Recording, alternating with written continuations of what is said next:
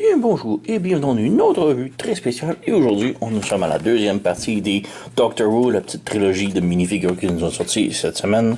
Donc aujourd'hui, on regarde Soundmaster et Dark Sky, DWE-15, DWE-16, qui sont bien sûr Blaster et Skywarp.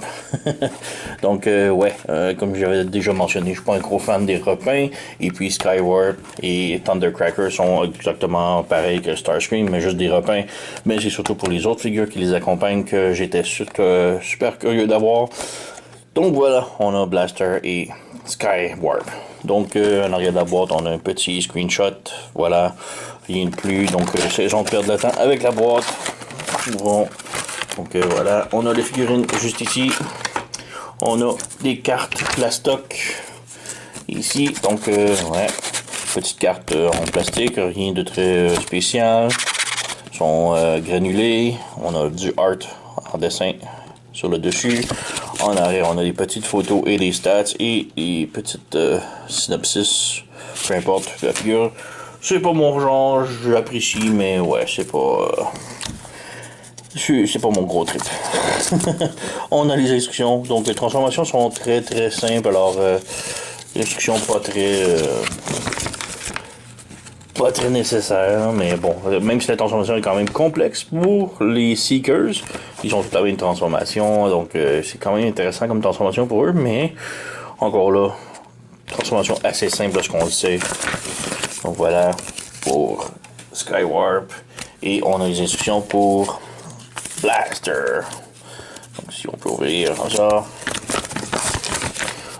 Donc ouais, transformation relativement simple, rien de très spécial ou nouveau côté transformation pour Blaster, c'est très déjà vu comme transformation.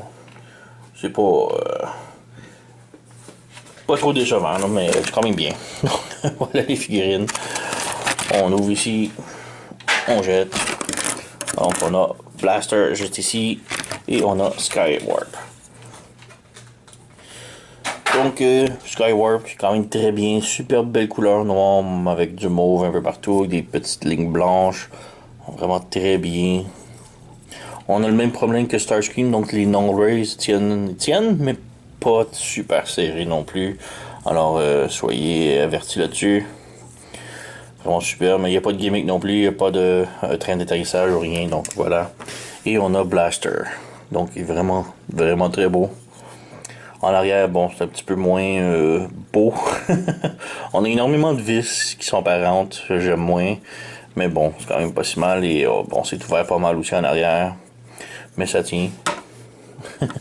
Un autre petit problème, c'est qu'on n'a pas de bouton éject et la cassette ici ne s'ouvre pas. Et on n'a pas de cassette. Bon, avoir la grosseur aussi, ça aurait été incroyablement petit. Mais bon, c'est juste ça. Donc voilà. On peut faire une petite comparaison rapidos avec les autres. Donc, petite comparaison rapidos. Ici, on a Doctor Who, Dune Runner. On a Soundwave, Doctor Who. Donc, on a ici les deux Doctor Who. Donc, j'aime bien que Soundwave soit petit, parce qu'originalement, ils sont plus petits. Soundwave est plus petit en mode d'autocassette. Donc, quand même cool. On a ici le New Magic Square Blaster. Donc, très similaire côté transformation, les deux, là. Bon, lui, il a plus de détails, évidemment, là, mais il est plus gros aussi. Et la cassette peut s'ouvrir aussi, mais bon, lui, il est beaucoup plus gros. Mais ouais. Et aussi, on a pour Skywarp, on a le Skywarp DX9. Donc, ouais. Petite différence, là. Donc, voilà. On peut peut-être passer rapidos sur une transformation. Donc, pour la transformation, comme je dis, on va aller rapidos pour Skywarp, puisque c'est la même chose que Starscream. Donc, si vous êtes plus intéressé, transformation plus en détail, allez voir la revue précédente. Sur ce, on peut commencer ici, on ferme les ailes. Voilà. On vient ici, on débranche le torse des genoux. Comme cela. On ouvre le petit panneau qui est ici, comme cela. On peut rabaisser les jambes un petit peu pour faire de la place. On prend le cône ici du nez, on le ramène ici et on pivote le tout à l'intérieur. Voilà, comme ça, on le laisse par en haut. On prend tout le backpack et on le pivote par-dessus ici comme ça. Voilà, et on branche le tout ici. On referme ici pour le torse, voilà. On ramène le panneau ici vers le haut, le cône vers le bas. Et on peut ouvrir les orteils, fermer les petites ailes. Et voilà, on a Skywarp complètement transformé.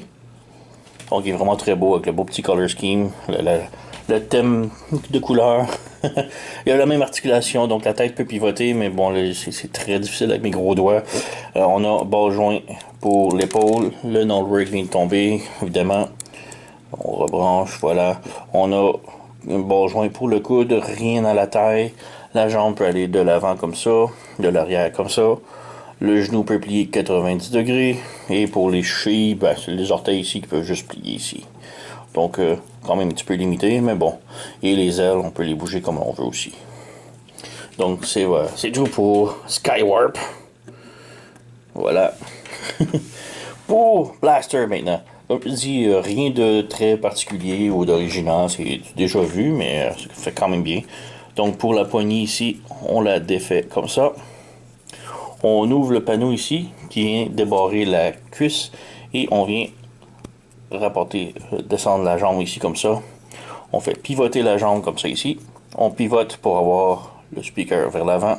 On ferme le panneau, on ferme ça et on ouvre l'orteil.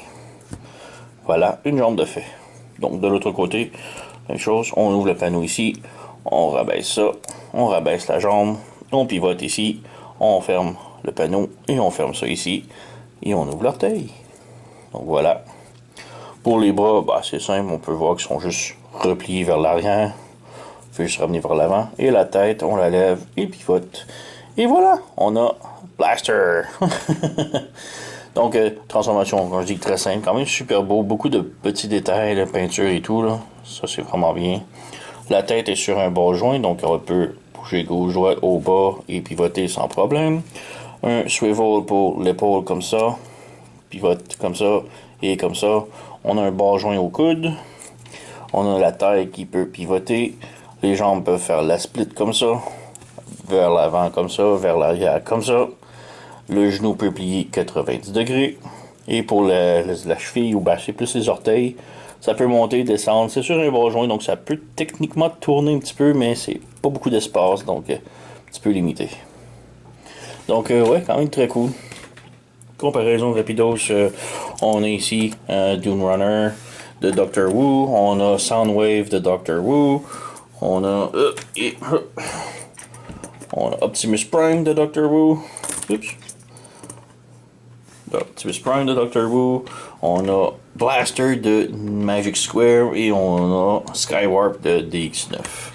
Donc, ouais, belle petite famille. Donc, si vous êtes intéressé à vous le procurer, j'ai déniché ça chez sirtoy.com. Je vais mettre le lien sous la description de la vidéo. Moi, je vous les recommande, ils sont super bien. Comme je dis, je suis pas un gros fan du fait d'acheter 3 fois le même moule de Seeker, mais c'est une technique de marketing quand même assez évidente de revendre la même figurine 3 fois pour maximiser leur profit. Mais bon, respect pour ça, mais c'est pas mon fort. Donc, ouais, c'est quand même autre recommandation. Les figurines sont vraiment superbes, sont miniatures, sont jolies. La transformation est quand même super bien, surtout pour la taille des figurines. Et ouais, c'est pas mal ça. Donc, vous connaissez la chanson, likez, subscribez, laissez un commentaire, blablabla. Moi, je vous remercie d'avoir écouté. Et ne manquez pas la prochaine vidéo sur Skyglider et Blue Thunder qui va arriver très bientôt.